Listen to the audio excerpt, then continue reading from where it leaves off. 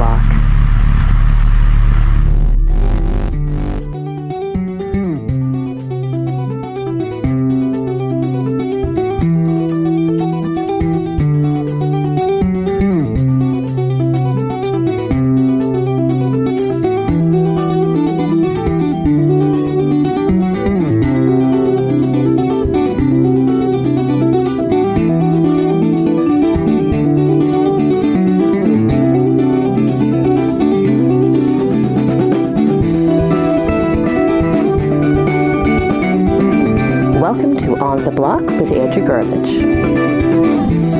A podcast about authentic people doing beautiful things. Enjoy the show.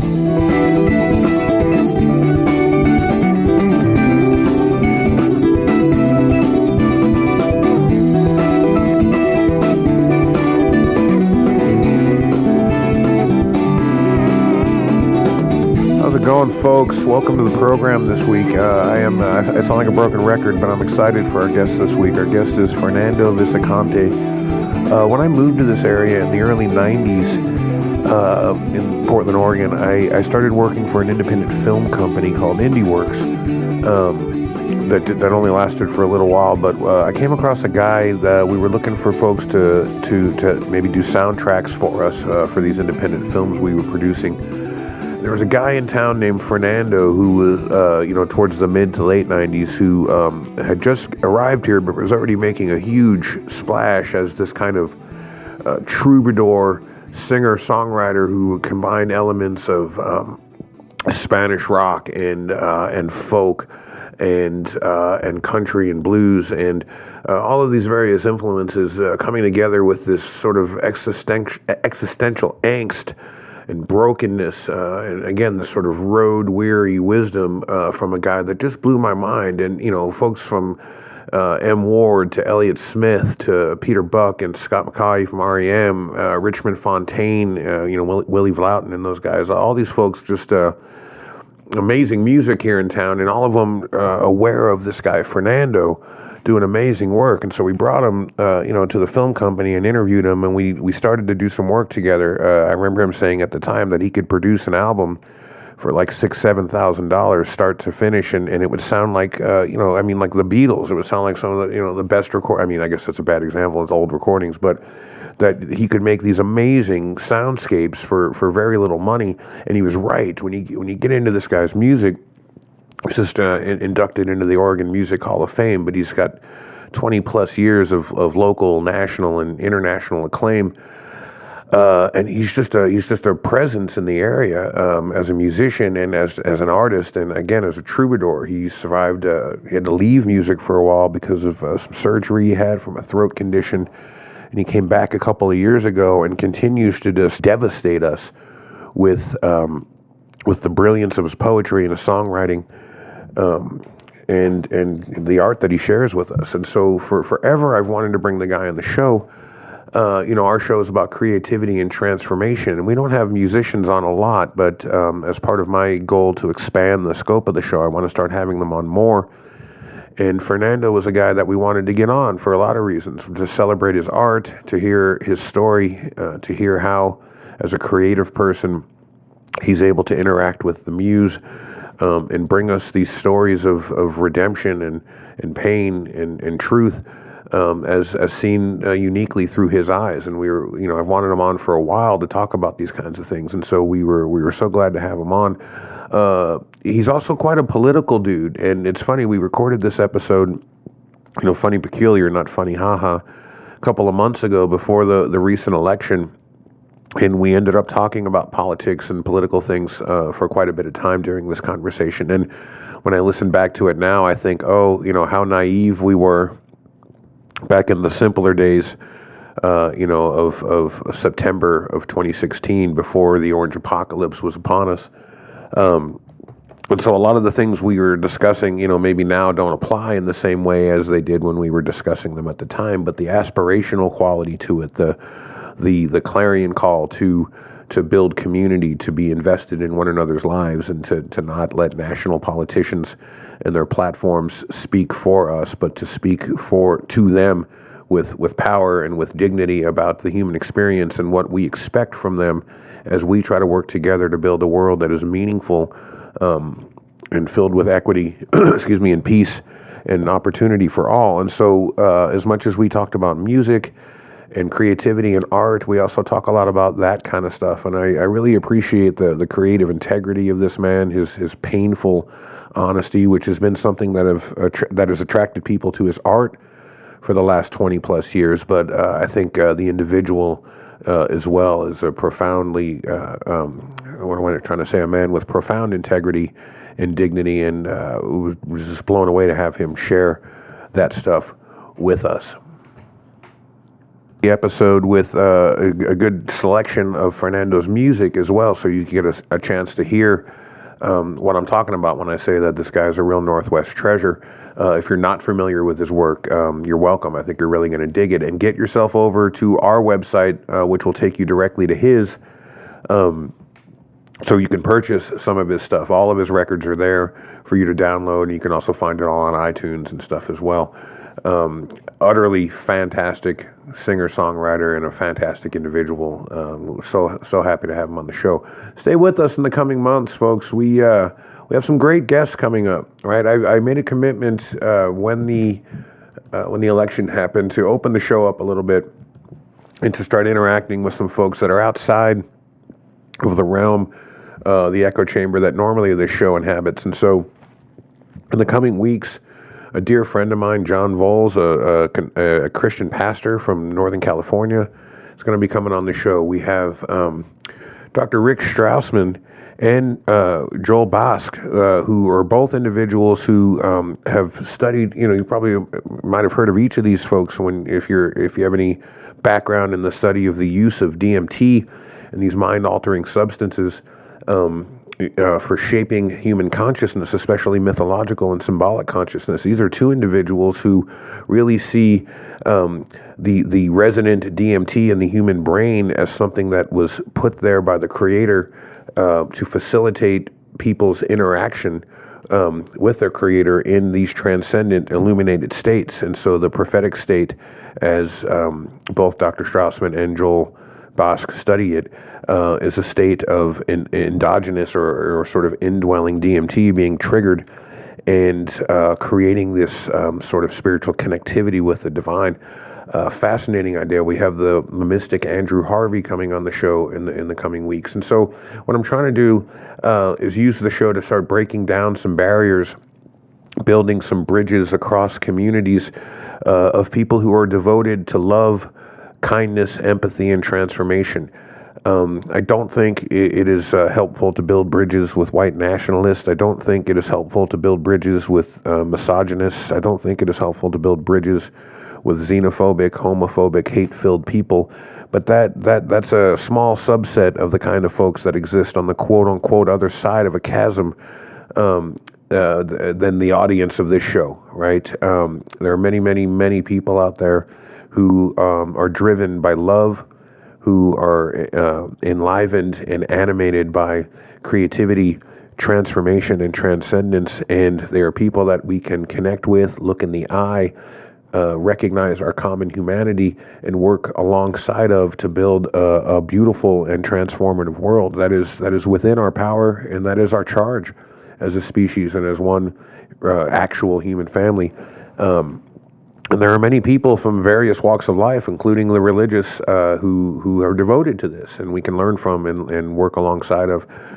There are some that we can't, that stand for values and things that we can't, as stated progressives, sign on to. But I think that's a small subset of the kinds of folks in the world who really just want to devote themselves and do what they can to spread love and a message of hope. And so we're going to have some of those folks on the program, and we're going to talk to them and use this program as a vehicle to explore all avenues of transformation. I decided a long time ago not to make decisions for you, excuse me, as the audience. Back when Mark Schultz was on, one of our most popular episodes, by the way, and he made some comments, great interview, great guy. He made some comments during the show that were a little bit, not a lot, but a little bit homophobic, and started talking some trash about about Title IX and a few other things. And I remember thinking at the time, do I challenge this guy? Do I push back? I know members of our audience are going to be all pissed at some of these comments, but the first thing I thought was, this guy's an MMA fighter and I don't want him wringing my neck. But we interviewed him on the phone, but still, somebody might reach through the phone somehow and choke me out.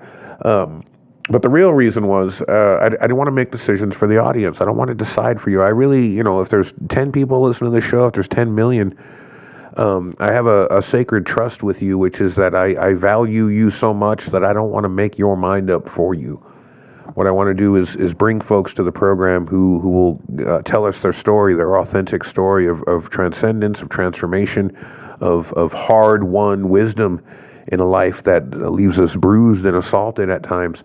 And then we would hear those stories, and we would hear them in their entirety, and we would let people speak for themselves about what it is that motivates them in the world towards grace, towards their shared humanity.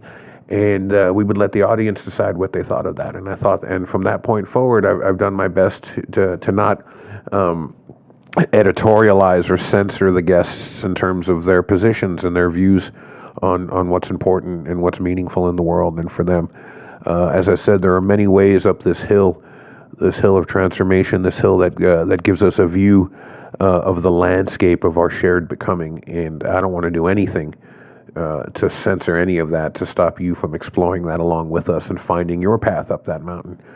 We need all hands on deck, as I always say, and I appreciate everyone that listens to this show and that participates in it.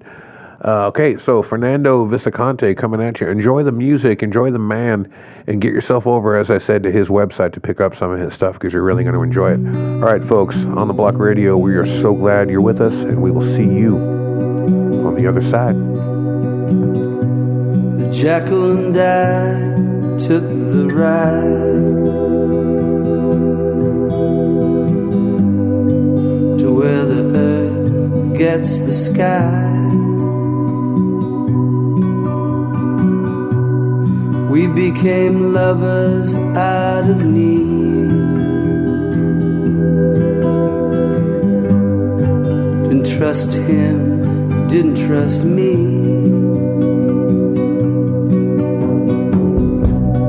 Confusion arrived, entertained. Master desire, sedate the shame.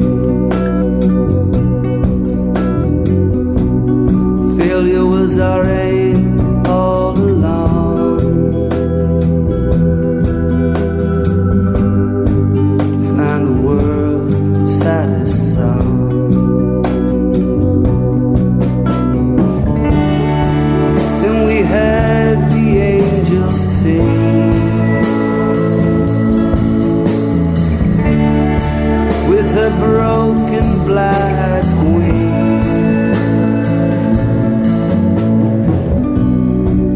She told me about her fall. We heard the faint clarion call.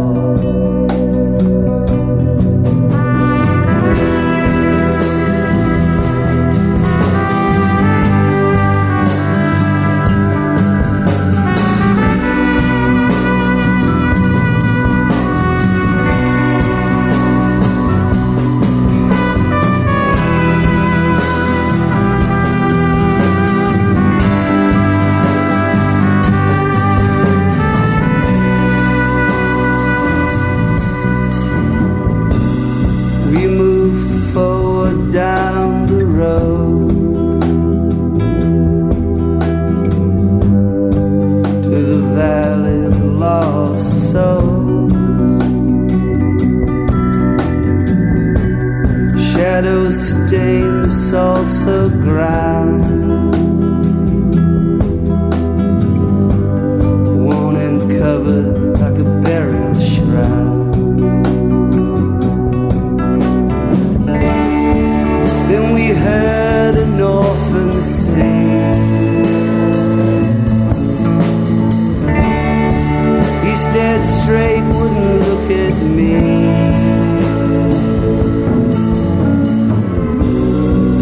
As he sang about his loss,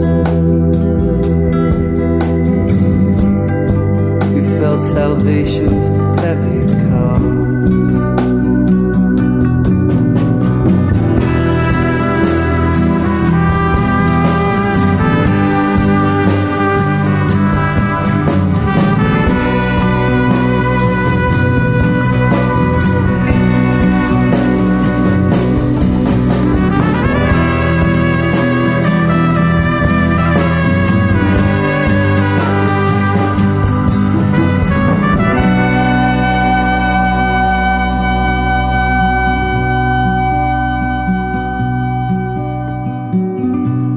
Jackal put a mirror to my face. There stood the one I hate. The jackal was me and I was him, tied by blood, bound by skin. Alrighty, folks, welcome to the show. This is your host, Andy Gurvich. Our guest this week is Argentine-born Fernando Viciconte. Fernando came of age musically in Los Angeles, fronting the popular hard rock band Monkey Paw. He moved to Portland, Oregon in 1994 and released the album Season in Hell, which was a downbeat collection of country rock, actually in 1996. In 2001, Fernando founded his own label, Domingo Records, and released Dreams of the Sun and Sky, one of my absolute favorite records. A gorgeous collection of gauzy, narcotic tracks with Latin and country folk accents. The Oregonian named this album a top 10 release of 2001. In 2006, Fernando returned from a hiatus from music and delivered his most critically received record to date, Enter to Exit. For this project, Fernando teamed up with longtime friends from the Eels, Lucinda Williams Band, and Richmond Fontaine to make what many critics called one of the best pop records of 2006. Magnet Magazine went as far as naming Fernando one of the best artists of 2006 in their year-end issue. The album also garnered glowing critical reviews from Billboard, Paste, Amplifier, No Depression, and MSNBC.com. Fernando's rock and roll laments in both Spanish and English have captured the imaginations of his hometown for 8 records, countless compilations, and hundreds of memorable shows. Now Fernando has emerged stronger than ever with a full-length LP entitled Leave the Radio On. This new album features a virtual who's who of Pacific Northwest's finest musicians, including Peter Buck and Scott McCaughey of R.E.M., members of M.Ward, Elliott Smith, Richmond Fontaine, and the Delines. Is it the Delines? Delines. Yeah, I know Willie, and every time I talk to him, I mispronounce the name of his band. And a lot of people It pisses him off. So the Delines, God damn it, we'll cut that out in post. This is a new chapter in Viciconte's ever-evolving musical trajectory, a career marked by creative integrity and an almost painful honesty which attracts fans from high and low that still believe in the redemptive power of rock and roll. Amen to that, brother. Fernando, welcome to the show, man. Hey, man, thanks for having me. I appreciate it. Before we get to anything, congratulations on the upcoming, by the time this episode airs, it'll be after the fact, but on your induction into the Oregon Music Hall of Fame. Well, thank you very much. Yeah, it's crazy. How's that feel? It feels good. You know, I got the call while I was on a European tour with Willie. I was opening up for Richmond Fontaine in Europe, and I was in I forget where it was, somewhere in Ireland, and Terry Courier called me to let me know, and I thought it was for my buddy Jim Boyer, who passed away, because I was kind of lobbying to get him into the Hall of Fame. Oh, cool, yeah. And he's like, no, you're the one that's getting him. Oh, wow, so bittersweet. So bittersweet, but we'll do our best to get him in next year. I don't know if you remember this, and I wanted to bring this up once we got on the air. Before we started recording, we were already having a great conversation about our acid-dropping days, among other things, and maybe we'll get back to that so the audience can hear that. But we met once before, back in about 2001, when Dreams of the Sun and Sky came out, and I was working for a company called Indie Works at the time. It was this fake-ass film company that this guy, Michael, I forget his last name, and that's probably good so I don't get sued for what I'm about to say. Right. But the guy was such a huckster. I didn't know this at the time, but he had started this, independent film company, and he had hired me to sort of help him develop content for the thing. And so I and the team had all these great ideas that the guy would just shit on, right? And and I think it's just because he didn't have any actual money to put into any projects. Right. And so we would have these meetings. We met, and it was right after that record came out, and we were talking about developing music for films. And I do remember now. There was all these cool independent Portland bands coming up. Garment. So was Samuel Jackson kind of, was that name thrown around? That name, Okay, I remember. Yeah, I'm sorry. Yeah. It's all coming back to me at this moment. Michael would do that a lot. He would just drop these names. Dude, Brad Pitt, he would just say the name, but I don't know why he would say these names. Like, yes, that's a person that we don't know or have any access to. Or who never will be in a room with us. But yes, that's dude, Steven Spielberg. He would just list these names off. But we had a conversation about you developing these artists and doing this recording, because I remember you saying at the time, I can, because if I may say so, your recorded work is some of the most beautiful stuff I've ever heard. Well, thank you. I appreciate it. And I remember you saying at the time, and I know times have changed and money has changed, but at the time you were like, I can produce one of these records for $8-9 grand. Out the door. Right. And we can get these things done all day long. And we went back to Michael and we're like, look at this guy, look at his catalog, look at the young bands that we have that we can do this with. Let's make this happen. And Michael's answer was always the same. He would go, dude, we got a cool company. We don't need this guy. Yeah, right. No matter what we did, right? Right. Todd Haynes, the director, was going to do a thing where he was going to show one of his films at the Baghdad, and it was going to be a benefit for like the Outside In conjunction with us, right? So we got this going, right? Take it to Michael. Dude, we're a cool company. We don't need that guy. Right. Well, whenever there's money involved, if I would have probably said I was going to do it for free, then, I love that guy. Yeah, I love that guy. Yeah, right. Yeah, bring him on, right? But I guess that leads to a question. How many times, is this kind of thing happened to you a lot over the course of your career? Have you come across these kind of hucksters, business people that sit you in these meetings and promise you the world, and really they're just trying to capitalize on your art, your name, and your brand? Absolutely. I mean, there's, sadly, at this point, after so many years of doing this, you've kind of, I put up a wall a little bit, and so I kind of always am skeptical when approached with most things, and that's a bad thing sometimes because people truly want to do great projects, and I'm apprehensive, and maybe it comes off as not caring or anything, but I've had so many of these phone calls, and you kind of make the time to have a meeting, and maybe 2 or 3 meetings, right? And then nothing happens. And I think it's, you got to go by your gut feeling on things. I usually pretty quickly I'm a pretty good judge of character, and I kind of can get, sometimes people try to do projects and they mean well, right? Because it's not always that they're hucksters, right? Oh, that's a good point. Maybe they're a bit naive, right? And they do want to do a project, and it's just not realistic, and they're never going to reach that next stage of development. And so you'll also have to be apprehensive about that, because you might put all this time in. It might be a great project or an idea, but nothing will ever happen. And it never sees the light of day. So so there's a bit of those two worlds. You got the huckster world. It's probably the more obvious situation. And then probably the more common thing is the person that means well, wants to do a cool project, and just can't, but just doesn't get the realities of, there's studio costs, there's distribution, there's all these aspects of doing art. Or what it really what it takes to get it to the finish line. So.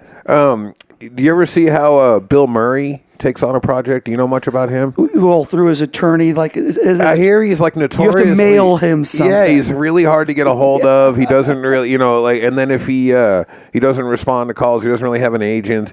And if somehow, he won't respond to most things, and then if finally you get through to him, he goes, all right, I'm going to be at the LA airport Tuesday, at 11 a.m. because I'll have a layover. You show up, and then you get in a car with him and go drive around for an hour, and he goes, tell me the deal, right? And he does the same thing. He tries to size you up, and from his sense of just doing a million of these things, he just knows, is this realistic? Is this something? It's not driven by money. He's not really driven to get his name out there. Right.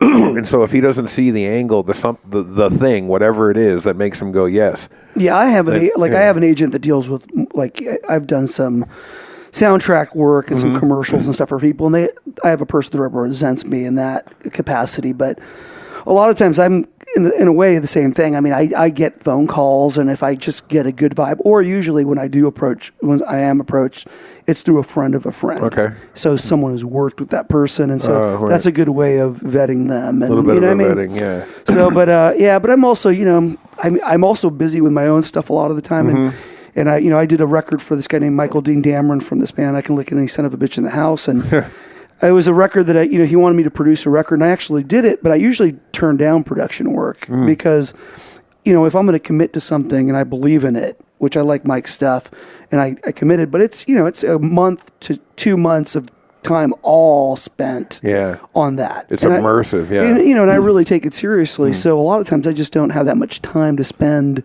on one project. Good point. So it's usually just kind of logistically because. And if you do, you want it to be your project. No, right. Well, or something relating to something I'm working on, or it's if it's just their record.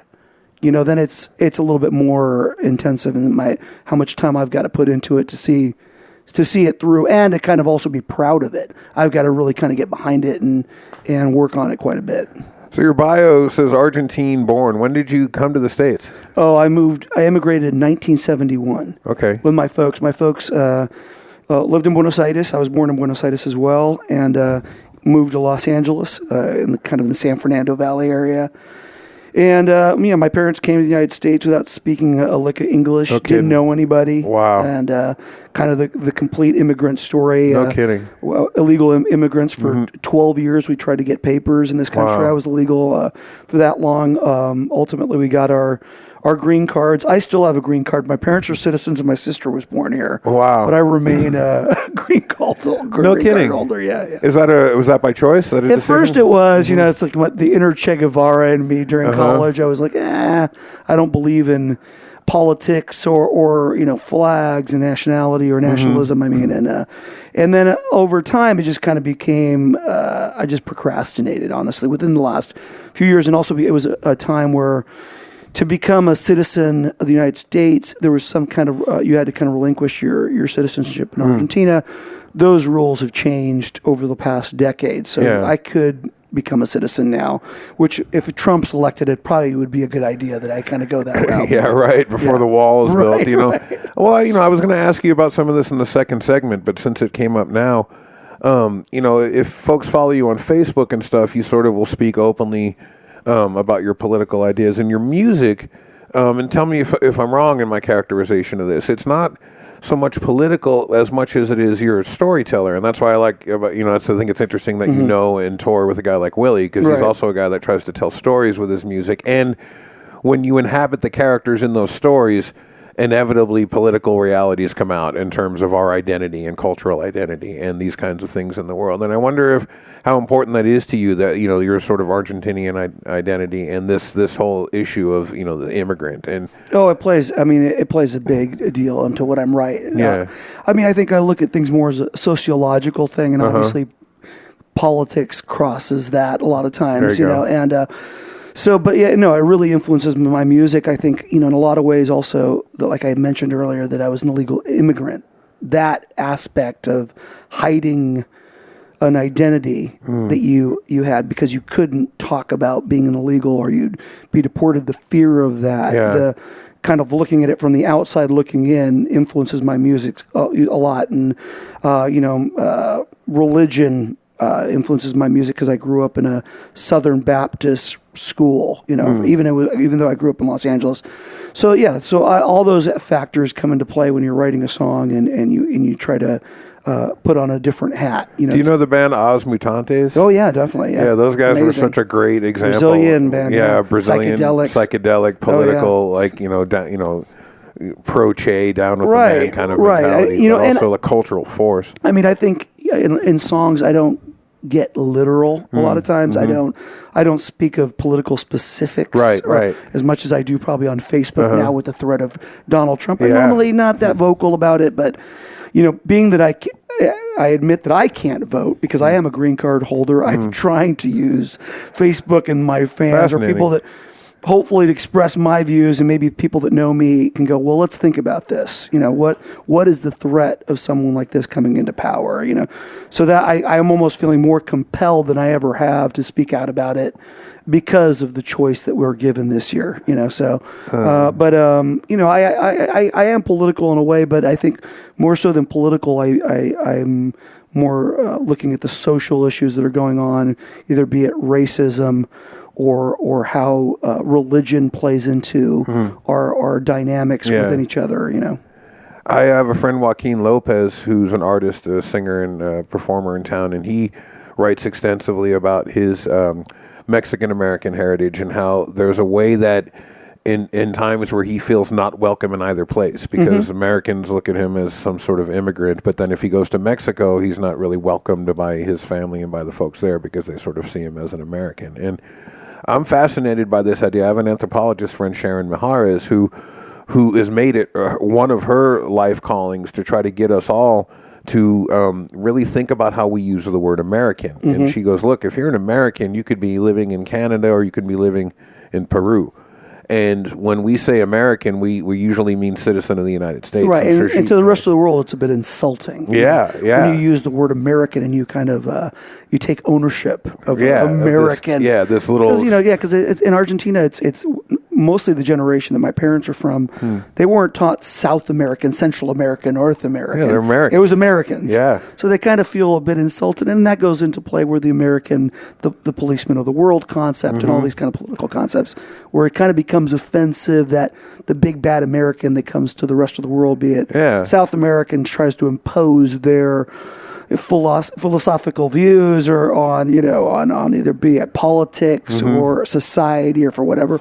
And unless you're from those countries and you've walked in their shoes, you really can't speak for them. So I love that Trump. Insulted. Yeah, and that Trump surrogate that said, the Mexican guy that was like, "Oh, you got to understand, this is a very aggressive culture." And I was like, on the other side of your mouth, you talk about the lazy Mexican, and now you're talking about how aggressive. Right, when it's convenient. You can't have it both ways. Right, you know what I mean? Right. And so, how great would it be though if we started using this word American and consciously thinking that we are part of a continuous landmass and of people that are connected, but then also span so many different cultures and language and histories. I mean, if we really use that word thinking that, or started saying citizen of the United States. Of course. When we're talking about just the United States. Well, and I think it would influence, obviously, our policies because we would try to lift up South America, which we've kind of oppressed, be it through the CIA and the dirty wars that happened in Chile and in Argentina. Our involvement of suppressing, keeping the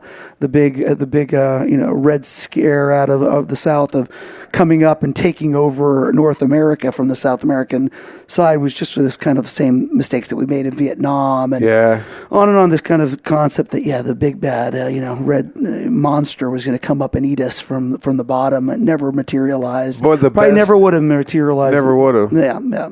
The best branding ever was naming that policy neoliberalism. Exactly. Because I like new things and I'm a liberal, so calling something neoliberal, I go, wow, this sounds fantastic. Right, it's like a new and improved liberalism, right? Exactly. And you think, who could be against that? And then you actually realize what it is. And you go, holy fuck, this is from the devil. Right. Make America great Make again. America great again, yeah, exactly. Before we get off this topic, the other point that I'd like to mention to people when we talk about, as your definition, with you and your family, illegal immigrants, these borders are porous and actually don't really exist from space. These are not real things. And when we look at the history of this region, there are people groups that have been migrating back and forth over this landmass for 18,000 years, and some say 28,000 years, right? And so when we think about it that way, right, that, 100 and something years ago, we drew a line on something and called it Arizona. And now when these people groups that have been moving back and forth across this thing for 18,000 years do what they've been doing for those successive generations, we now will call it illegal immigration. And we'll only enforce it, by the way, when we can absorb those people into migrant labor forces working in pig factories or in agriculture and everything else, right? Or in landscaping or in all the other ways we exploit that labor for American power. But beyond that, right? And so it's a very complicated issue and one that I think we have to talk about, not from this perch of superiority and this kind of xenophobic fear of the Central and South American immigrant. Right. Yeah. Well, I mean, it's the same things happened. When my parents immigrated, it was post Vietnam. And so I think it's cyclical. You have these issues whenever certain aspects. Now we're dealing with xenophobia because of all the, the terrorism that we're seeing throughout the world. Back then it was Vietnam, and soldiers were coming back from the war, and it was about jobs. And, right. And kind of the same concept that's still emerging today, that because of our economy and what's happened since post 9/11, there's not as many opportunities for Americans, and that a lot has to do with realities that technological, education, how people haven't maybe kept up with that in rural areas, how the migration of people from rural areas to the cities, it's just has been a big change within the last 20 years or so. But the same things were happening when my parents immigrated, the same type of distrust towards immigrants. And so that's why my parents, it took them 12 years to get their papers, because the laws, even though they were trying to do the things the right way. So many people don't know how long that and difficult and expensive that process is. Expensive, and it keeps on changing. And back in those days, now the argument is that they don't pay taxes. Well, back then in the 70s, everyone was issued a Social Security number. So, which was something that we decided to go away from to protect ourselves and to document people. But in a way, now it's being used against immigrants because they have to get fake Social Security numbers to pay their taxes, which they do. ID numbers, which they do. Because that's something when you're filing for your permanent status is asked of you if you have been paying into these accounts. Donald Trump was just bragging the other day at the debate that he doesn't pay any federal. Oh, of course. So it's funny that these immigrant families are trying to do the American thing and they do. And that's what I think. It's a complicated issue. Obviously, it has to be some kind of of regulations and procedures to get people here legally. I think to a certain extent, maybe for security purposes, there is a certain degree of threat, right? But the fear that is pushed down people's throats and what people think that immigrants are is a huge misconception. And that's what people like Trump prey on. It's this fear of the unknown. And, my parents tried, like I said previously, to get their papers, and it took them 12 years because the laws kept on changing to prevent them from doing things the right way. So that's something that people don't quite understand, that these people are making a concerted effort to get their papers and do things the right way.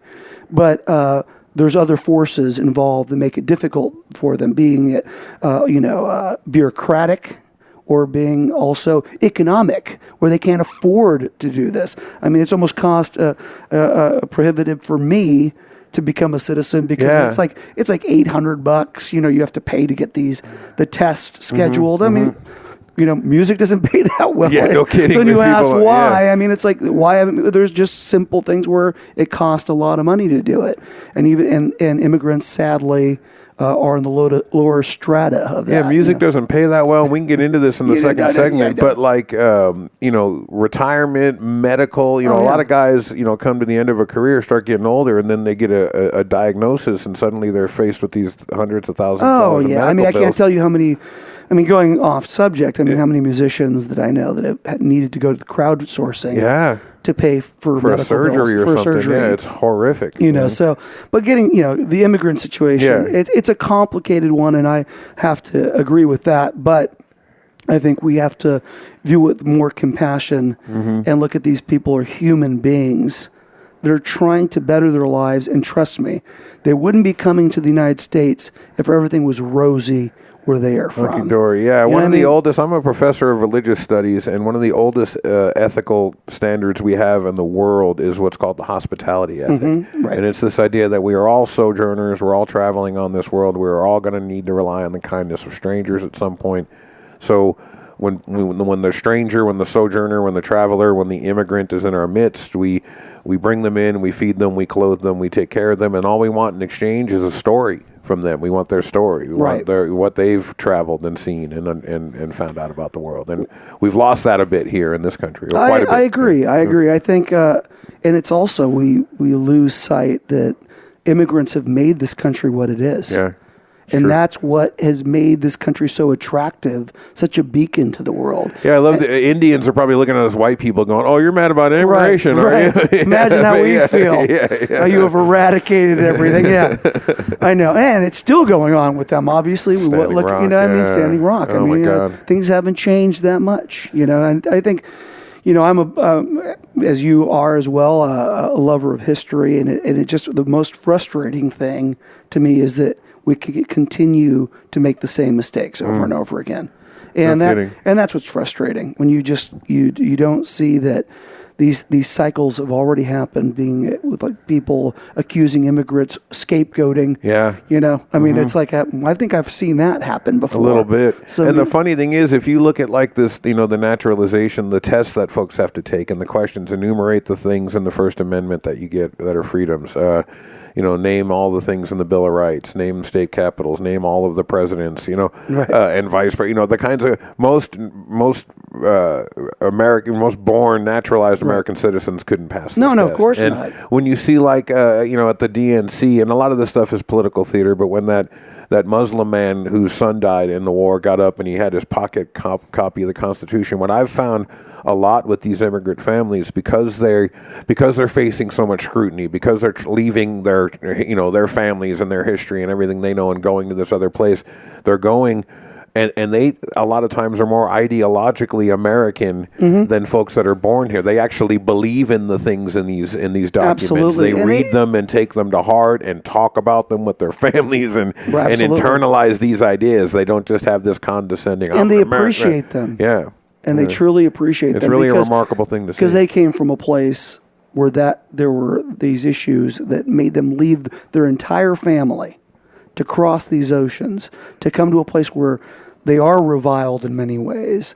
So you have to have this hope of this new life. And that's the great thing of America. And that's been made because of all these immigrants that have come here, then told their family, be it from Syria, from Argentina, from Russia, how great this country is. So it's kind of an embarrassment, I think, when people now are viewing this as a bad thing to immigrate to this country, and you're not welcome. That's, I think, an embarrassment for Americans, because we haven't stood for that. We've opened our arms to people to get the brightest and the best people that we can get. That's what's made us great. We wouldn't have blues music, for God's sakes. No kidding. You know what I mean? It's like that they didn't choose to come here, those folks. But there's so many different people that have made this country great. Well, let's talk about music a little bit. Do you mind before we go to break? Music. Okay. Your fans are going to click on this episode and go, "What the fuck? These guys are talking to immigrants." What is he turning to politics? Right. What is this going on here? No, but I'm glad we can talk about this stuff actually. But I want to ask you a few questions about how you started and when you started playing, and then we'll go to break and come back and talk about more. But just to kind of bridge out of the conversation we were just having, you bring up blues. I've talked a lot with folks about this appropriation of black music that you see in hip hop, and you see it a lot with blues. And it's not that if you're a white dude you can't play blues or can't have do hip hop or something, right? There's a difference between cultural integration and interacting with different styles and appropriation. And I think we all know the difference. And we don't need to necessarily name names, but you can go to any bar in the U.S. that has a blues jam, and there'll be 40 white dudes signing up to play Mustang Sally, and they all got their licks, and they're going, you know what I mean, and they're going on. And I'm not trying to disparage any of that, because that's fine. But there's a difference between that and a kind of authenticity in how a music can be played or adapted. And the question is not on my list. It just popped up when you said that as a kind of funny thing. That I can name a million examples of white people trying to appropriate black music, especially the blues. A couple, guys like Johnny Winter, Stevie Ray Vaughan, where I don't know if it's an appropriation as much as it is a real embodiment, and an authenticity there. But we've not been successful at appropriating Latin music at all. We can't pull it off, man. I listen to Rodrigo Gabriela, and it's very difficult for me to play that shit. You know what I mean? There's a swerve in that. Yeah, well, I think there's a beat in that. It's Cuban the rhythms. Yeah. It's the rhythms. I mean, and I Holy think shit. there hasn't been an appropriation, and I think also maybe because we have them so close to us, and so the real thing is right there. Yeah. So when you kind of put it, I mean, it's like like African musicians. When you listen to the music coming from Africa, still to this day, how the similarities to the blues and the scales that they're using. Yeah, we had an Oboati Legacy Project episode a few months ago. How amazing that is. Oh my God. And, and if we were exposed to that, we can go just right across the border from a few hours, we could check it out. Right. Maybe some of these blues guys wouldn't make so much sense to us either. That's a good right? point. So I think there's a lot of great Latinos here. Right. I just think that there was a big movement in rock and Espanol in particular, kind of in the late 90s, kind of a push, with that. And Los Lobos have done a great job, kind of bringing that into the public consciousness. But I think maybe still it's the language. So, kind of to make it authentic, it is a different language. Not everyone can connect with the lyrics as much as they do in the blues, which is a simple refrain. And topics that people can identify with, the loss of your love, man done wrong, drinking, how that spirals you out of control, the devil, heaven and hell, light and darkness. I mean, the same kind of concepts are in Latin music, and there's it's kind of hard to kind of pin it down because in Latino music, there's just such a variety of music. Right, all the way from indigenous forms to more Catholically inspired things. Right, more Western inspired things. And you got country, and you got the African influences being in Afro-Cuban music and Brazilian music for that matter. And then you go to Argentina where it's tango music is more tied into Italian culture. And that's where that comes from. And in Spanish flamenco music kind of influences those things, which is it correlates with the immigration that came to the Argentina in probably the 1890s through the 20s was Spanish and Italian. So that kind of influenced tango music. So it's kind of a big stew. Yeah. And it's kind of hard to bite. But I think the biggest difference within blues music being appropriated by specifically Americans, U.S. citizens. Yes, there we go. Yeah. Is the language, because a lot of the real, true Latino music is sung in Spanish. We have a friend of the show, a friend of ours who's a poet in town, Rios de la Luz, and she has told me that some of her poems, much of what she writes is in English. Some things are entirely in Spanish. Most of her stuff is in English, and then occasionally there'll be a Spanish phrase or a word. She'll be talking about her tia or something and not translate the sentence that to keep that kind of emotion, identity, right. And she says she has people come up to her readings and kind of give her a hard time for not, why don't you put that into English? I didn't understand it. Right. Well, and then there's holy shit. No, there is. I put out a record in 1998 called Pacoima. Yeah, Pacoima. It was all in Spanish. And to the other end of that, there's another side to that where, I made this record with Luther Russell. We're both big fans of specifically Chicano culture, even though I'm from Argentina. We immigrated to a Chicano neighborhood because that's where we could afford to live in Pacoima. Okay. Is where Richie Valens was from La Bamba. And so the music I grew up was oldies, but lowrider music, mariachi music, Tex-Mex music. Yeah. So even more so than tango music, that influenced my musical pedigree. And so we both made this record on a 4-track cassette in the basement in 1998, never thinking it would be anything would come of this record. We kind of did it for our own love of that type of music. Yeah. Played it for our label at the time, and he flipped on it. And then ultimately we put it out in Portland. We sold 4,000 records here in Portland. Right. Had some of the biggest shows we've ever had. So to the other side, there is something about the Spanish language, even where people in Portland couldn't understand. It was pretty white back then. Man. I mean, I could call myself by Fernando because I was the only guy. Fernando. So when people go, "Oh yeah, let's go see Fernando," you say that in Los Angeles, I'd be like, "Okay, Jesus, you got to narrow it down a little bit." So we could do that back then, but that record, we ended up doing a radio show on KBOO. And because of that radio performance, we ended up having the second most people that ever attended any show at our record release at Satyricon. Wow. We fit 600 people into Satyricon. The capacity was only 350. It was absolutely insane. We had a mariachi band open up. 600 heroin doing white goth kids down in that Satyricon. And they were all, and there were some Latinos, but I would say it was like 50. Wow. You know, That's and amazing. people were super into it. And That's so, great, man. so there is a thing there. I think people are open to it. They love it. A success of, the Latin Playboys records or things like that kind of can prove that. But I think just the language is an obstacle for people to kind of do it properly. Right. Musicians, fans appreciate it. I think they get into it. But again, that's another thing that, we did translations of the record in English, when we put that record out. Right. And so it kind of helped a little bit. But for the most part, I think people, when they listen to it, they just got a feeling from it. And that's what kind of got people into it. So I think there's a lot of possibilities for it. I just love that kind of music. That whole Zoot Suit thing in the 90s took off again for a while, too. That was a big throw for a second. Yeah. Before we go to break, there's two questions. When did you start playing music, and was your family musical?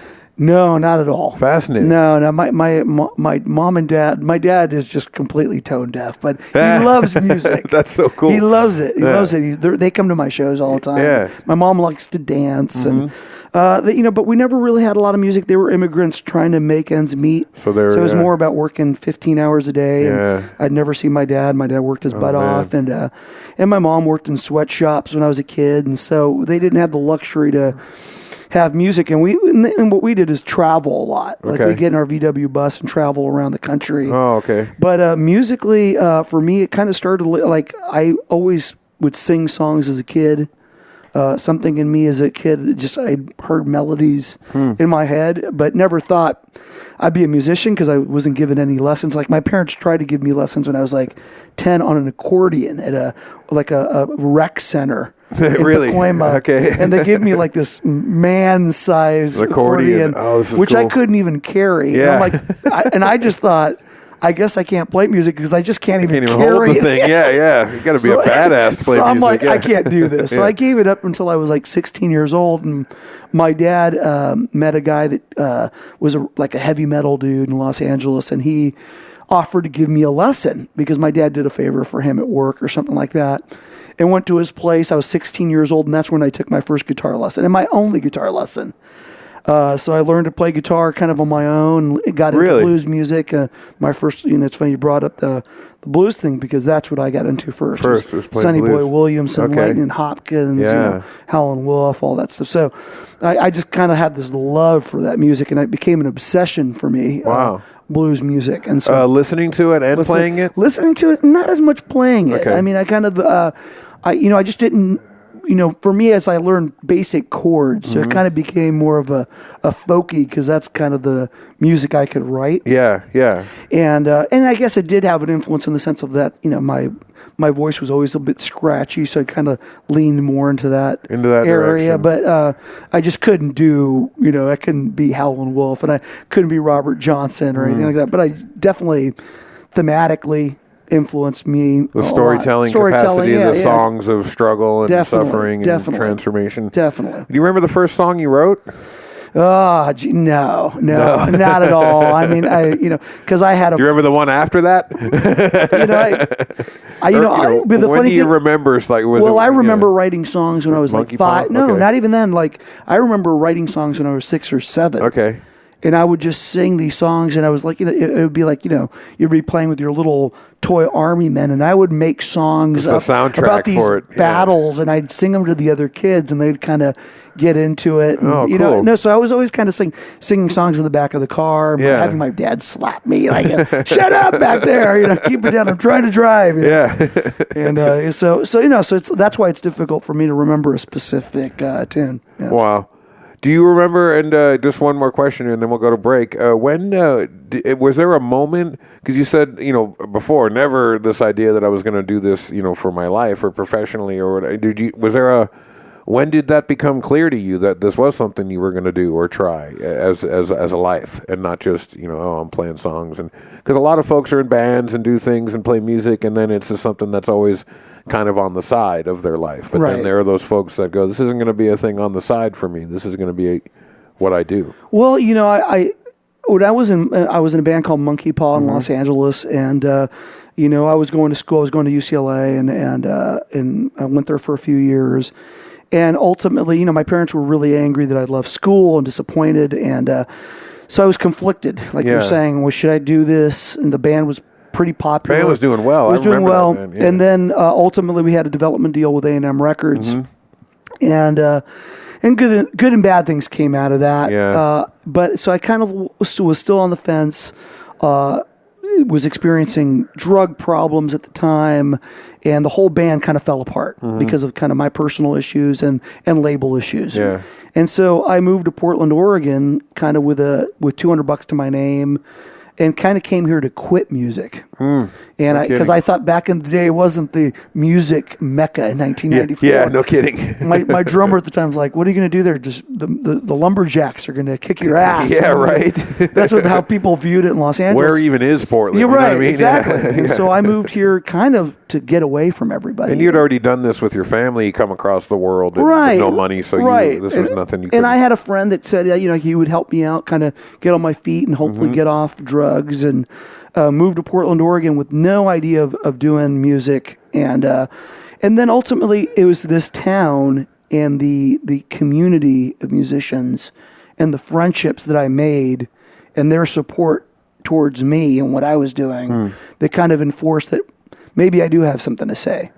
Maybe music is important. Maybe it is transformative. Maybe it can change me and get me away from some of the demons that have kind of taken me down the path. Maybe it wasn't music that made me do these drugs or made me behave this way. Maybe it was just the environment that I was in, And so I think Portland specifically back in 1994, I don't know if it would have made the same change now on me, because it reminds me a lot of aspects of Los Angeles that I didn't like, where we've gone. That's a completely different subject. Don't get me going on gentrification. I'm going to ask you that in the second segment, actually. But in the sense of music and community and the bands that I was being exposed to, that made me believe in music again. It made me go that direction. That's fascinating. We're going to go to break now, but it's when I think about just my limited musical experience when I was in bands that age, and how wonderful and liberating and freeing, and the people you meet and the relationships you form and the art you make, how fantastic that is. But then when you start adding in the drugs, the girls, the fame aspect in terms of the business side and these development deals, so you think you got to get a record deal, and so then you get this record deal, and like you said, and we could spend another hour on it just talking about all that, but all of these, positive things open up to you with that, but then you get exposed to all of the toxicity of that business and all of the bullshit and all of the manipulation, and to be a young person in that environment, it's amazing any band stays together. I mean, when I see Axl Rose and Guns, I go, that's what every rock band should be like, right? It's like nobody should be able to stay together and make music because everything is stacked against you in that goddamn business. Right. It's vampiric, you know what I mean? It really is. No, it's very difficult. It's difficult to survive in that business. And I think it's also the environment. Whereas Los Angeles. It wasn't about doing it yourself. Fake ass city. It wasn't about, and there's a lot of variety to it. Yeah. So it's not only fake, but there's in the music business at the time, and how the culture was in that world of mine specifically.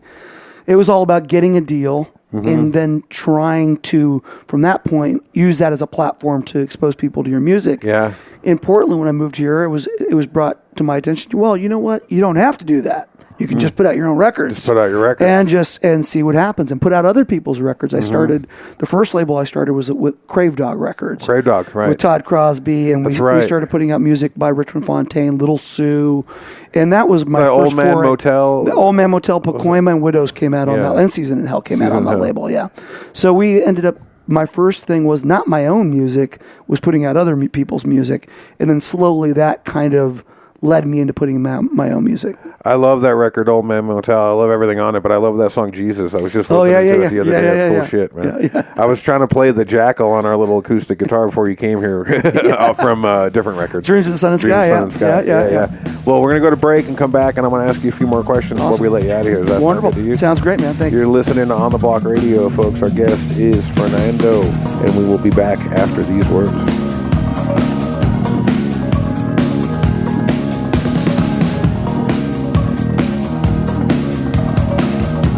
You're listening to On the Block. Stay tuned for more stimulating conversation with our guests. Be right back.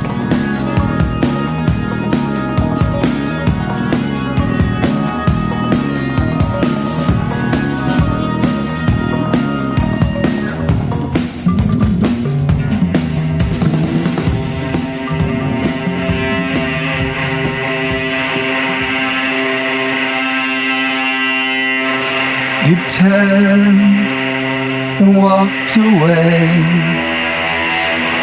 I said, that's okay. I knew you'd be back, 'cause you never change. The time is gone, it's here again. The night is left, morning begins. A sudden love that I once had now decays in my hands. What I want is always gone. This love affair is in the sun. It's burning up like angel wings. Oh my Lord, I cannot see.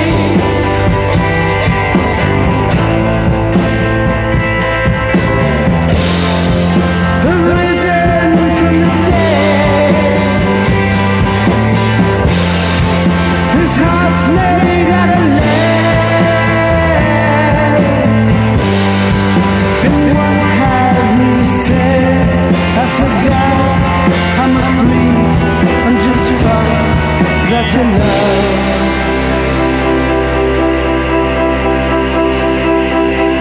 The time is gone, it's here again. The night is left, morning begins. Sudden love that I once had now decays in my hands.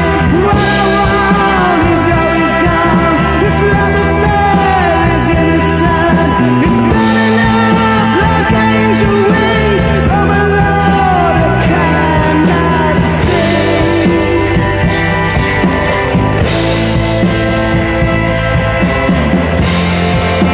Risen from the dead, this heart's made out of lead. And what have you said? I forgot, I'm free, I'm just fine, that's enough.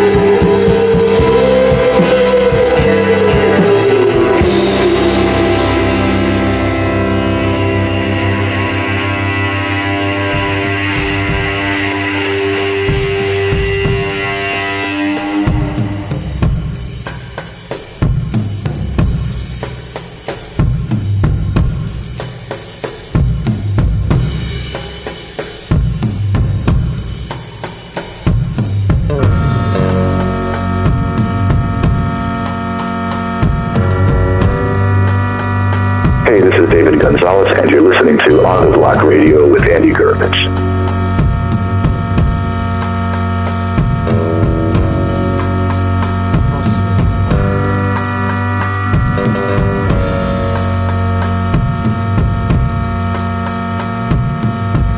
Alrighty, folks, welcome back to the program. This is your host, Andy Gurvich. Our guest is Fernando Viciconte, the musician and presidential candidate running on a platform that we talked about in the first hour. Yeah. I wanted to ask you a question that, maybe this is something that makes sense to you, maybe it doesn't. You probably get asked this all the time, and I don't like asking people questions that they've been asked all the time. But in your case, I think it's an interesting question, and it's this. How would you classify your music, right? When I hear people talk about it, they say Latin rock, Americana, folk, roots rock, all of the above, none of the above. So, you go to the record store. Where do people find your stuff? Yeah, I think that's the problem with my career. Yeah, right. People can't pin it down. That's a cool thing too. No, though, it right? is. Yeah. I mean, and it's not for me. I think classifications are difficult. I don't know if I would categorize. It's rock and roll music for me. But it's always when I make a record, I don't kind of go into genre hopping. I don't kind of try to decide I'm going to go mine this particular area. I usually kind of have a collection of songs that I might have been working on within a few months, and it might be a collection of 8 to 10 songs, and then I think those are the best 8 to 10 songs, and I'll take it down that path and try to refine those tunes and work further in maybe that vein of music, either it being more of a folk kind of vibe or like Leave the Radio On, the latest record is more of a psych rock record. Yeah. Just because of the demos that I made kind of sounded that way, so I kind of continued on that path. But I normally don't have a preconceived notion of where I'm going to go. I'm kind of just letting the material. I'm always writing stuff, so I'm always trying to listen to it maybe a year after the fact and go, okay, that's what I'm kind of doing, because those are the best songs that I have. That's interesting, because I was just going to ask you, for folks that aren't familiar with your catalog as they go dive into it, each of your records really has a kind of distinct feel to me. Like, and there's a definitely a continuity to them in terms of when you hear them as a body of work, but they each seem to embrace a kind of different energy, different collection of musical relationships, not only with the other musicians, but in terms of the musical stylings. And I was wondering if that was something that was intentional or organic, and you're saying it's kind of organic. Yeah, it's kind of organic. I think I just work with the material that I have. And I think, I can't, even if I were to sit down, someone's like, write a pop song. Yeah. I would find it very difficult to do. What is that? Yeah. Yeah. How do you do that? Yeah, I don't know. And I think, that's when people criticize pop songwriters and dismiss it. And I think it's a lot more complicated. I think you have to have a love of a particular style or be disciplined enough to do something. I'm not that disciplined. I think we can criticize easily a bad pop song or an inauthentic definitely. one, but to write a good pop song is sometimes more difficult. It is. Than anything else, because you're having to deal so much with the spark. Like, everything is just about. And you don't want to go into cliches. I mean, Right. I think when I think of pop, I think of the Beatles, and I think so many people can write great songs, but either it veers into derivative territory or just saccharine.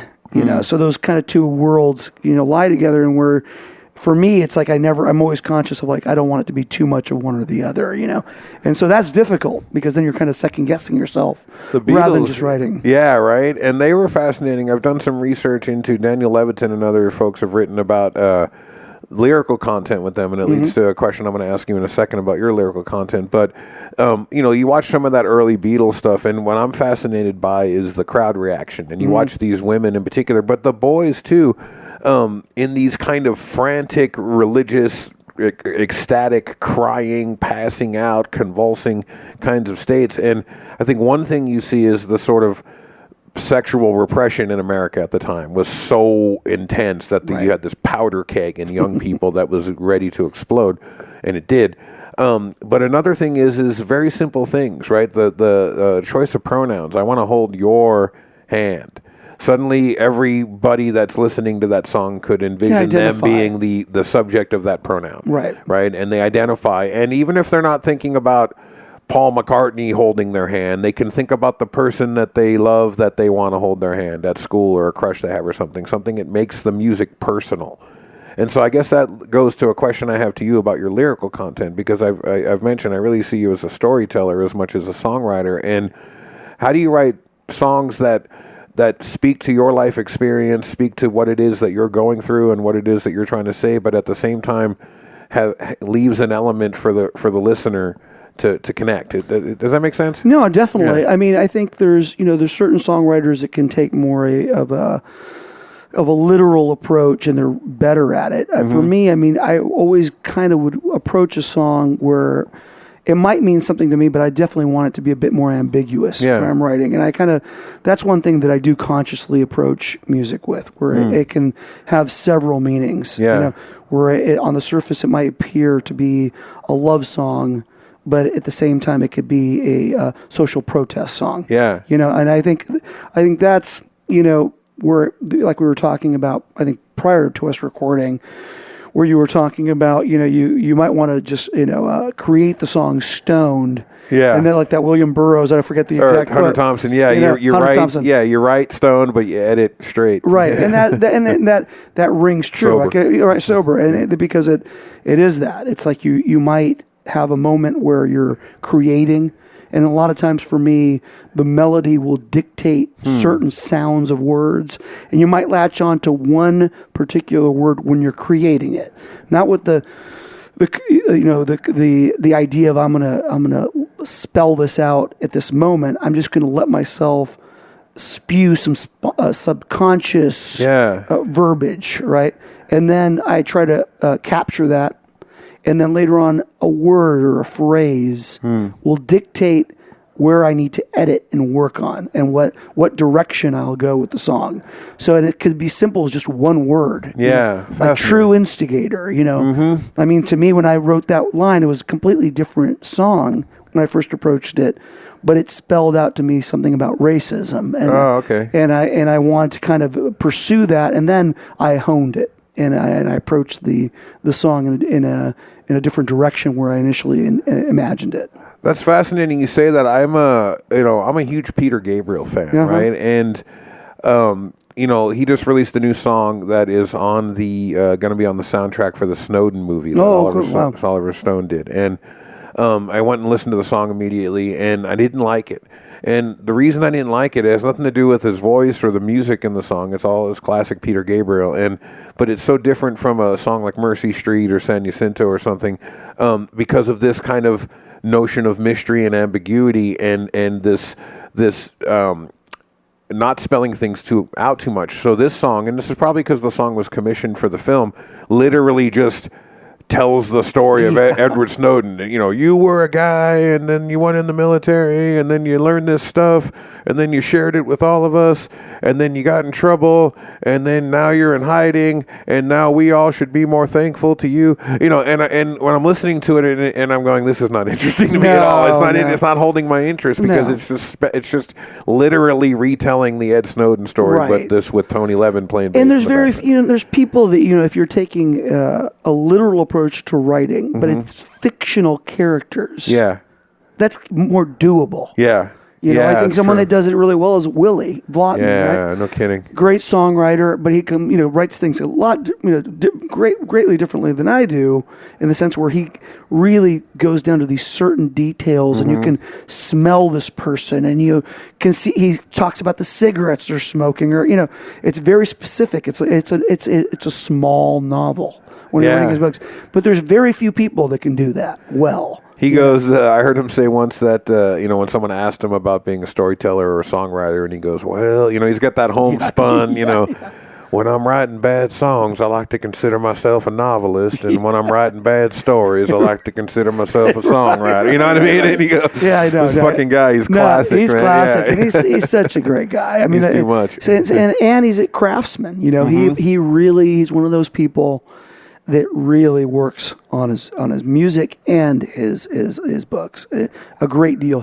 Every day he's in an office spending hours and hours, and we were talking about editing. Wow. Talking about editing. I mean, he'll work on books for 4 years. No kidding. Oh yeah. I mean, he's been working on one right now for 3 or 4 years. So those are people that I respect in the sense of I'm not that disciplined. That's why I could never be an author, a novelist. Yeah. Right? Because it was like, well, you just got to work on it because we talk about it, and I was like, Willie, I just can't do it, man. I can't. It's like maybe a screenplay. Because I've done that before. I used to work for a film company, and a buddy of mine wrote a couple of screenplays when we were kids, but that I can handle. I mean, but writing a novel, it's such a commitment of time. I would have liked to have seen those screenplays so I could have showed them to that guy I worked for so he could have passed on them because we were too cool of a company. Right, yeah, exactly, you know what I mean? Exactly. Well, you say you're a different kind of person than Willie, and so, before we move on to a couple other things, the stories that you want to tell, what are the stories that drive you and that you want to tell through your songs? I mean, I know that changes based on the time. I mean, I think right now it's important, like I'm thinking about a new record and this whole, we were mentioning earlier, about immigration, about identity of what it is to be an American. I think there's a new record that I'm writing right now that deals a lot with those issues and what are borders, what are walls, what are those are concepts to me that are very interesting right now. And I think in a lot of ways, it's topical because it's happening because of politics right now, but also for me is my identity. Being an immigrant, and when people mention illegal immigrants, that resonates with me because I was one. Yeah. But I've never really kind of approached it directly in my music. Right. And so I think that's kind of a direction specifically. I mean, what I'm working on now. I mean, and in general, I just think it's human beings. It's our connection to each other. Or the spirituality that I'm interested always in pursuing, true spirituality, not necessarily the dogma of religion, but the feeling, the connection, the mystery of it all. I think those subjects are fascinating to me. You mentioned gentrification in the last segment, and I was going to ask you something about how Portland and the Portland music scene has changed since you came here in '94, and maybe speak to that gentrification thing, but let me preface it with just a short anecdote. I was speaking with my son. I have a 22-year-old son, and he's in PSU. He studies film and sociology, and he's been talking about where he wants to go. He wants to go. He's probably going to leave Portland to go work in the next couple of years, and he's looking at Vancouver. He's looking at Atlanta. He's looking at the film hotspots: Atlanta, New York, Vancouver, Los Angeles. But he doesn't want to go to Los Angeles. He's looking at Atlanta, right? And then he said to me, it's interesting. I'm going to go to Atlanta. If I go to Atlanta, I'm this 20-something-year-old white kid. I'm going to go work in the film industry, go live in the city. I'm going to be part of the gentrifying force of Atlanta. Like I'm going there seeking an opportunity, coming in, I'll get some apartment and, be eating his kale and quinoa salads, and it'll be the whole nine, right? And he'll be a part of that. And he's the unfortunate thing is he also studied sociology, so he realizes that, right? Right. And when we talk about immigration, right? I mean, so in one sense, he's a gentrifier when he does that. In another sense, he's just a person that's traveling to another place in pursuit of an opportunity, who just wants the opportunity to work hard and contribute his skill set and make something of his life. And so when we talk about gentrification in Portland, a lot of the folks that are gentrifiers are also anti-immigration. And so if people from another country come to the United States pursuing these opportunities, they've done something horrific. Whereas if I move over to Williams Avenue, right, and start pushing all the people of color out into the numbers, I'm just taking advantage of opportunities in my life. So that's a bit of an hypocrisy that I've identified. You know what I mean? Is that if we're going to be against one, we should really look at the other. Absolutely. I think, when we're looking at Portland gentrification, I think there's, the word gentrification to me is when you're forcing a group of people that have already established, specifically a minority group, like people of color in this city. When the city in particular, I think it comes into politics as well, when the city doesn't protect these people. We don't put things into place to allow them to have affordable housing. That upsets me. Yeah. I think when we allow contractors to come in and destroy historical homes and building things that people of color and Latinos, cannot afford to live in. That makes me upset. I think the concept, if you're using gentrification, of people going to a place, having these dreams, wanting to accept the aesthetic or the feeling of a city, embracing it and making it better, that's a different story. Slightly different thing. I mean, I don't, That's migration, not gentrification. Exactly. I view those as two different things. That's a fair point. And so, when I came here, I was probably the first wave of gentrifiers from Los Angeles, the reviled Los Angelino. So I can't be a hypocrite, because I remember listening to at least radio. you brought a little diversity. Right, I was like I'm the first gentrifier. I only can gentrify. You can't gentrify. Yeah. So I was playing a show the other day, and I was playing a song, and every particular song I would open it up by saying, this song's about gentrification.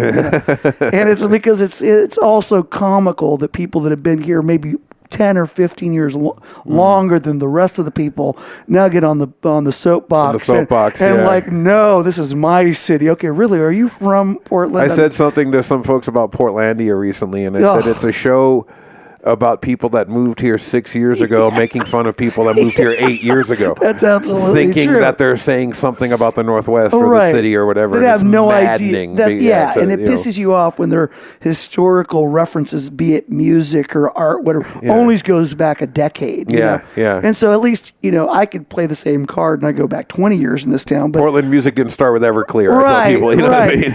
and I don't go back even, I don't want to broach that subject because the Wipers and the Flapjacks and all these great people, Dead Norman Moon, Sylvester, all these, definitely, all these people that predate when I came here. So it's a matter of Linda Hornbuckle. Of course. And so it's all a matter of perspective, and it's all relative, right? Yeah. But in the sense of, if you come here, my overall view of that is, and to your son's, quandary of how he's looking at it, is that when you're moving into a city, and if you embrace the city, you make an effort to learn the history of the people and where they're coming from, and you add to that city and don't take more than you give. Find those locally owned businesses and support them. And you give something, donate your time to some cause that's in that town.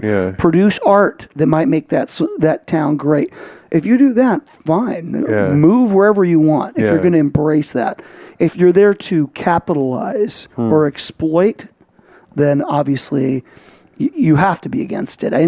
Not everyone is. And sadly, that's one thing that I'm seeing more of, is that this has become more of a business opportunity to move to Portland rather than a artistic decision or choice, right? Or a choice that you want to bring up your family in a beautiful place where people are into art and or into the outdoors and all these kind of things that you might identify with. I'm just saying more of this. Let's knock down these group of buildings and build up these apartment structures, so we can sell them for a ton of money or flip homes or and then the sad thing is there are always going to be a group of people that lose, and it's even if it's not people of color, or it's going to be poor people. There are folks in these communities who for decades had been trying to open businesses and do things to revitalize those neighborhoods, and they were told it wasn't zoned for it, and this is part of the redlining. And all of a sudden, everything's changed. All of a sudden, it's zoned for it when you want to put in New Seasons or a Salt and Straw where you get to pay $11 for a scoop of ice cream. And nobody can afford to go there, and nobody can afford to live in a neighborhood where they put a New Seasons. I rent this house. They put a New Seasons in 3 blocks from here. A week after it opened, my landlord called me and said, "I'm raising the rent $700 a month. Do something about it." Oh no, and that's the other thing, right? And I go, not only can I not afford the food at the New Seasons, I can't afford to live near one. Let alone go to one. That's the problem. Also, people just that. There's a lot of people that have owned homes here for a long time, or apartment buildings, and to be raising rents 300%, that you're hearing 200%, is just the epitome of greed. And I just think that aspect, if I would have seen that when I first came here in 1994, that was a predominant kind of cultural thing that I saw here, I would have kept on moving. I would have moved to Bozeman, Montana. Right. Or Vancouver, There's a friendliness Canada. in this city. When I moved here, because I had lived in L.A. and New York and other places, I would be walking around Portland and people, "Hey, how you doing?" And it alarmed me at first because I thought, "Oh, you're trying to sell me something. Exactly. You're some kind of crazy person or religious nut." Nobody talks to you on the street. And what I've noticed in these gentrified areas too, that I've seen, is a lot of people of color, Black and Latino, have had to move out, either out of the state or out into the numbers, out of the city. But the folks who have stayed, the other thing that's horrific is that you get this sort of new wealthy, and a lot of folks are coming from Brooklyn or Berkeley, sort of gentrifying force, mostly white, that come into these things. And then when they're walking around their newly minted sort of wealthy gentrified neighborhood, the black people who have been there in that neighborhood, who haven't been run out, who have probably had a generation or 2 or 3 of folks living in that house, suddenly these folks are looking at them like, who are you? And what are you? They're being looked at as interlopers in their own neighborhoods. I mean, for not having the decency to leave. Yeah, no, of when course. we show up, of course. right? No, yeah, of course. Yeah. I mean, and that's, and sadly, Mississippi Avenue is a perfect example of that. Worst. And also, it's not only an American thing, or North American thing. It's a thing that I saw throughout Europe. Really? It's the same thing. It's in all these. And also, I think it's not only the gentrifying that's happened, but also this kind of a, anti-immigration leaning towards the right. Yeah. That's true. That's happened in Germany. That's happened in England. That's true. Everywhere. And I think, what does that say? Then, we have to ask questions of ourselves. What are priorities? Are they going to look at this generation like they looked at the 80s as the me generation? I think it's kind of heading in that direction where everything's about exploiting a situation and making the best of it, I think that sometimes we need to make fundamental choices when we can to do the right thing. If you own a home and you've had it for a long time, my parents are some of these people. They were lucky to buy a house, a duplex, then built their own house behind it, so now they rent property. And my parents don't raise the rent by a ton because they don't owe a bunch on the house. And they're doing okay, and they're in a situation, they don't want to get rich off of it, and they're retired, so they really kind of need to make money from their property, and they're not doing it. Wow. So if they can do it and live a pretty comfortable life, you don't have to do it. So I think it's a matter of looking at your own priorities and your own moral base, kind of where you're coming from, and making these decisions. And it starts with you, everybody, individually. I saw you post a video the other day, a question on this, and then a few more music questions, and we'll be done. You've been so great spending some time with us. I saw you post a video of Greg Popovich, the San Antonio Spurs coach, talking about police racial profiling, police violence, Black Lives Matter. And, Popovich, not a guy known for, pardon the pun, popping off at the mouth or being a kind of extremist or political, or a guy that's kind of all over the place, very measured, a guy that's seen like, Belichick's another guy, but he's a deplorable human being, but just like the sort of icon of stability, right? And what I loved about what he had to say in your posting of it is that it's not rocket science and it's not extremism. He just spoke sort of matter-of-factly from a lifetime of sort of experience and observation about the world we're actually living in, right? And when you hear people speak plain truth like that, just like the thing you just said about your parents, it's sort of hard to argue against, right? We can spin things 19 different ways. We all have different perspectives and political affiliations and religious beliefs, but truth is truth. And at the end of the day, when you hear a human being just lay these things in front of you and say, no, here, right? Here's the plain facts, and we can start from these and build a culture that together works for everybody. Well, and I think it's interesting what he was saying. It's also, you have to know where these black men are coming from. Yeah. You have to walk in their shoes. Yeah. And the problem nowadays is that we all, because of even the internet, you think it would be more connected? No, because you can go to the sites that you only want to see. It's a nightmare, and you can kind of be in your own little world, and you know less about your neighbor. Anybody who disagrees with you, and you can be in your own little world, not leave your house. And I think sadly, it's made us more isolated in a sense. And I think his point was great because I think it touched on a man that's worked with tons of young black men. They've come from these neighborhoods. So obviously he's been exposed to what they say. And then he's also a very privileged, rich white man. Right. So he can see both ends of it. But the difference is he has the knowledge to make the decision to how to view the world. Right. And has that. And so that's what it comes down to. Exposure. It's like exposure. And allowing yourself to listen to another. As long as you're going to be open to these things and not fearful of other people, then that can influence how you approach the world and how you view something like the police brutality that's going on. Yeah. It's been going on for years. You know, we just have camera phones now. Yeah, we got camera. I mean, I grew up in Pacoima, where friends of my dad's would come by and lift up their pant legs and show baton hits, their entire legs bruised because they were riding their bike on the wrong street and they might have been high and drunk, and these cops decided to pick on them, and they did nothing but be a Latino in the wrong neighborhood where there were no witnesses and there were no cameras. Holy shit. So this has been, you know, I grew up with this kind of stuff. So the same thing that these black kids growing up to that, they've seen this for years and years. Yeah. So it's, you know, I just think we have to kind of open our eyes and realize it is a situation. Not everybody is cut from the same cloth, be it the person, the victim, or the abuser. Yeah.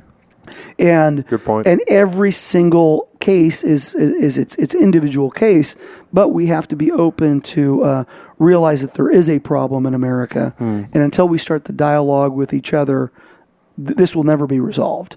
And there has to be a serious conversation. And sometimes, you know, I hear myself talking about these things, and it kind of just sounds like, you know, what does that really mean? Yeah.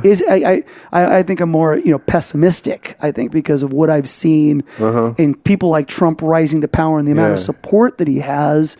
You would think at this time in our history and everything that we've seen in the civil rights movement that we would have moved beyond that, but we're still stuck with the same trappings. Pessimism is one of the things I think we earn getting older. You know what I mean? It's in the benefits package, right? Fuck you. Once you hit 50, I've earned the right to be well, because you've seen these things happen so many times over and over again. You know what I mean? Like, really? Been at this dance. Yeah, it's How important have hard shift here in our final few minutes? How important have musical collaborations been for you over the course of your career?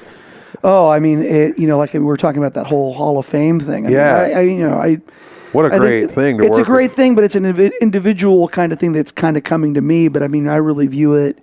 I give credit to everyone, be it from Luther Russell that I've worked with, who was a great singer-songwriter, was in a band called the Freewheelers. Yeah.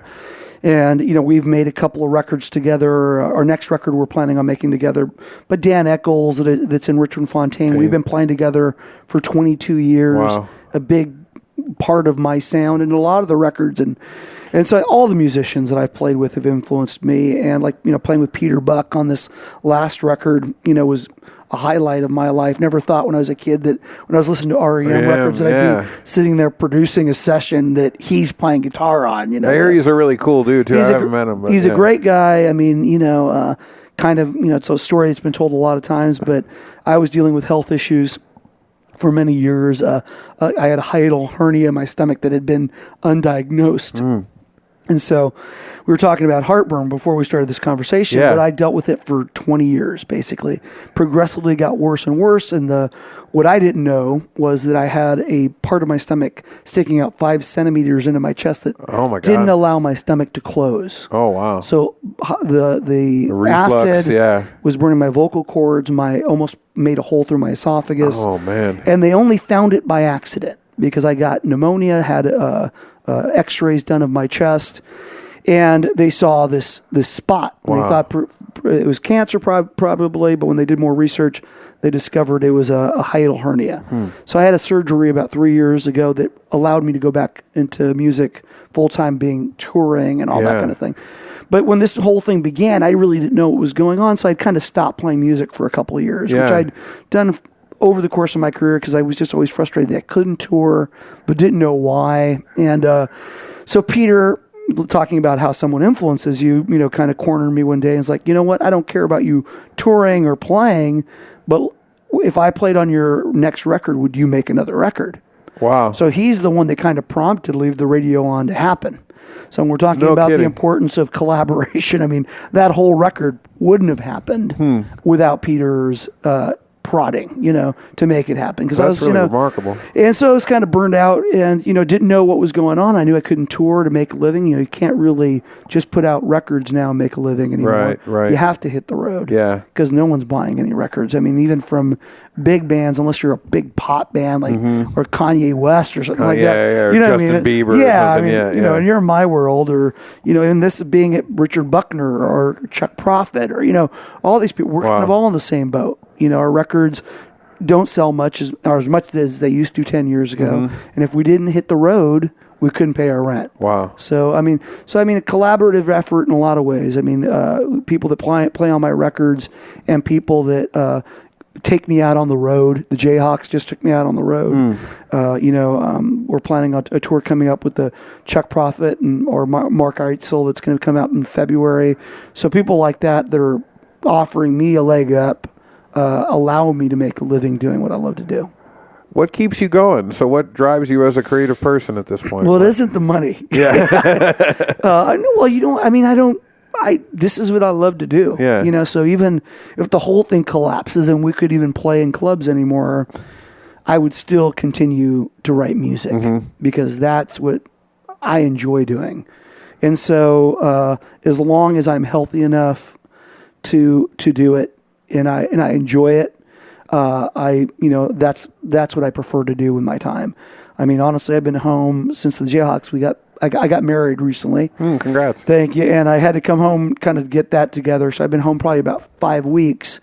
And I'm going crazy. I got too much time on my hands, and so for me, I just need to keep busy. And I was going to make a comment earlier about how the girls on the European tour must be great, and I'm glad I didn't because you just got married, so we're in good shape. No. Well, I'm glad I avoided that entirely. Well, like Willie and I laugh about it. Like with our type of music, we appeal to the 55, 60-year-old college professor. Has the patches. Yeah, the patches. On his, his tweed. Not a lot of 19-year-old girls in the crowd at a Richmond Fontaine. No.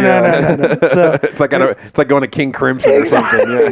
Exactly. So the girls back home don't need to be worried about us. Right. That's good to know. A couple more questions. I always say that and then keep you for an hour, but really we're winding down. When I was asking you about labels before, one of the things that comes up to me, and I like what you said about that not really being important to you, and I agree with it, but one of the things that comes up to me is that in some sort of way, I consider you a Northwest artist. Right, but then the next thing that comes up is I don't really know what that means, and I don't know if you consider yourself that. Is that a title that means anything to you? It does. I am a big fan. Like we were talking about when I moved here.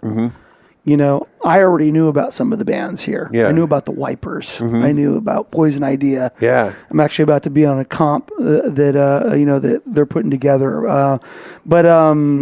But it's like I have an appreciation from what came before. And so those bands like Dead Moon, Pete Krebs, who I'm being inducted with, we're actually playing a song for the Hall of Fame thing together. Oh, He's actually cool. playing the whole set with us. So great. People like that. I was going to ask you about Pete. Richmond Fontaine and all these bands that I kind of, either be it my peers or the people that came before me, have a big influence on me, either be it personally or musically. And so, so I definitely feel this kinship to the Northwest, and our music there is something tangible to it. The rain and the gray clouds definitely influences the music from the Northwest. I think there is a certain melancholy. There's a certain do-it-yourself nature of where we come from. Maybe that is changing now that the world has become smaller and we're more connected through the internet. But from my generation and where we came from, it was a lot of people sitting in basements putting out 45s and slipping our own, screen prints together and putting them out to the world and hopefully someone would hear it. I think we all kind of connect with that because we came from the same place. Yeah. So I do feel that, but at the same time, I do love being part of a larger community. An international community. And I've been touring a lot more. And like I said before, I couldn't tour for years. Right. So for many years, I couldn't tour Europe. My first European tour was 3 years ago. Even though I've been putting out records for over 20 years, Monkey Paw never got the chance to tour internationally. Wow. And then when I put out my own music from 1999 on, I dealt with health issues that didn't allow me to tour. And even though I was able to, I was offered opportunities to tour in Europe, I had to turn them down. That's something And else. so 3 years ago, the Delines, Willie's other project, took me out, got me a European deal. I'm on the same label, Decor Records, as Richmond Fontaine, and the Delines are on. And it's all because of, again, going back to the collaboration thing where Willie's like... The relationships. Right. And he's like, oh, you're healthy enough to tour now. You've turned down Richmond Fontaine tours in the past. Now you're doing this one, So it means a great deal to me to be able to go out there and to meet people. God, there's no better fans of music. And I hate to say it to the American public, but fans in England and in Ireland and Scotland and in the Netherlands, Germany, they're just so into it, and particularly Americana music, whatever that term means, right? But they're just fascinated with the concept of American music, and they just don't say a word. I'll be playing solo acoustic in Europe, and you can hear a pin drop, and no one knew who I was, just because Willie maybe posted something, show up early. They did. Oh, wow. 90% of the crowd would be there for the shows. So, that's cool. it's and that kind of makes you go, wow, people do care about this. Because when I didn't tour, you put out music and you really didn't have a feedback of what you were putting out. So to know that people have been listening to my music for 10 to 15 years in England and stuff like that, that encourages me as well. It's like, oh, what we're doing isn't just, a pissing in the wind. Right. So, do you think this resurgence of, or maybe it's not even a resurgence, but the fact that vinyl has never gone away?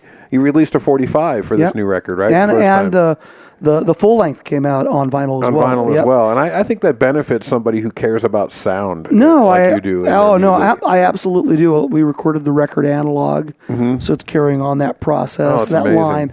The richness, that warmth, and the artwork. I love holding it and looking at.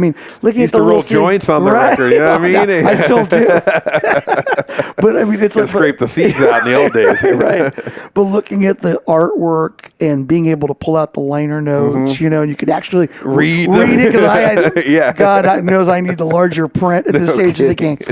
But it's great having younger. It's funny, the people that are buying the vinyl. It's interesting because it's either really younger people, I'm talking their 20s, 25, or it's the guys our age. Yeah. So that's in our late 40s, 50 years old, they're really into the vinyl. And so kind of a weird thing, like the middle stages. And they're all just getting MP3s. Spotify, And they're not afraid to tell you this. No kidding. Like, oh, no, I don't need to buy the record. I'm just looking at it to see which one I'm going to listen to on Spotify. Oh, God. You're like, oh, God. Fuck. I'll be expecting... Thank you for the 4 cents. I'll be expecting that 4-cent check. Royalty check, So, yeah. Here's your royalties, Your Highness. No, they don't. $4. They don't get it, but whatever, That's rough, man. Yeah. Well, Fernando Viciconte, thank you so much for doing the show. Oh, man, it's a pleasure being on the show, brother. I've seen you several times live, and for our audience that hasn't yet, you're doing a lot of shows in support of the new record and of this Hall of Fame induction, and folks need to get out to you. What I think is amazing about you live is that I've seen you where it's just you and a violin player on stage, or I've seen you with like 14 people on the stage and anything in between. And so folks never quite know what they're going to get when they come out, but it's always beautiful music. It's always authentic. It's always from the heart, and it's always flawlessly executed. Thank you, brother. Appreciate it. Thank you for what you do, man. Thank you, man. Thank you for having me on the show. And thank you for being, in your own way, an agent of transformation in the world. Well, thank you. Thank you. All right, folks, you're listening to On the Block Radio. This is your host, Andy Gervich. Our guest has been Fernando Viciconte. Get to his site and to ours to get links to all of his music and everything else he has going on. We appreciate you being here, and we will see you on the other side.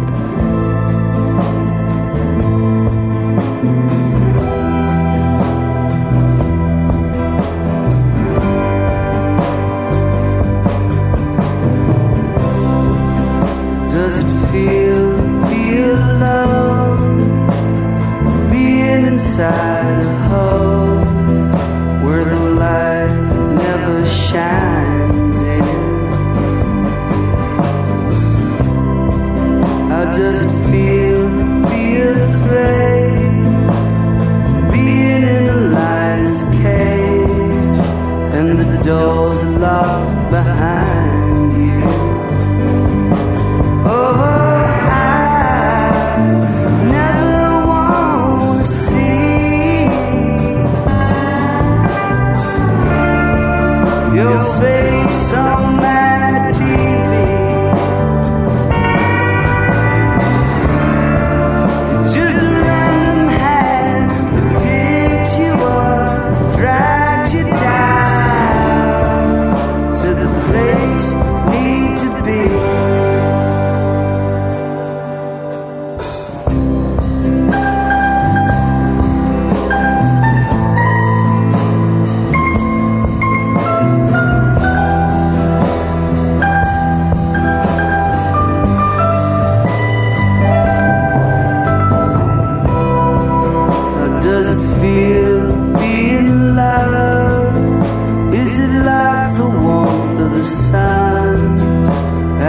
too many cold days. How does it feel to get high, finding God inside? Does it keep you lit on, my friend? Oh, I never want to see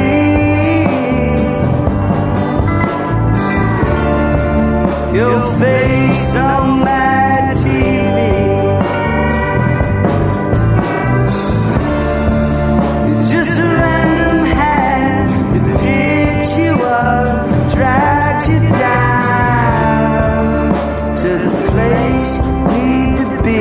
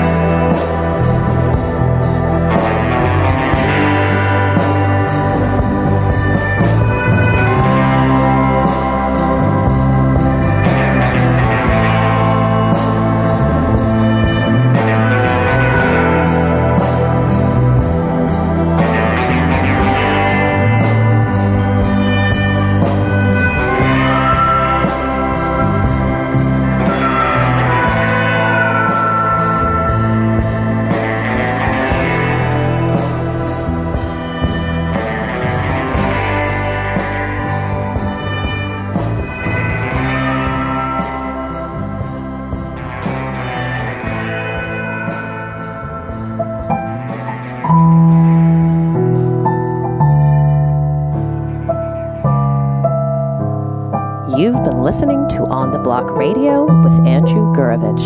The show is produced in Portland, Oregon by Michael DiNapoli at MD Productions. Theme music by Moving the Mountain. Closing music by Jonathan Oak. Look us up on the web at ontheblockradio.com. You can also find us on Facebook, Instagram, and Twitter. Don't forget to tune in next week for a brand new episode. Previous episodes can be found on our website. Thanks for listening. Well, you're beautiful kitty kitties. Oh, look at you out there. Beauty like a bolt, light in a darkened hallway.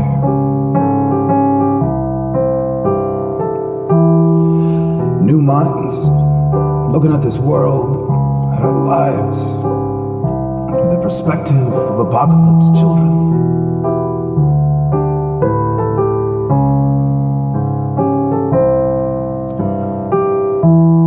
Standing dusty in the barren highways, standing broken before the fathers who were meant to make us whole, but who only lied to us about what it meant to be a man, about what it meant to be a woman, about what it meant to be a child of this doomed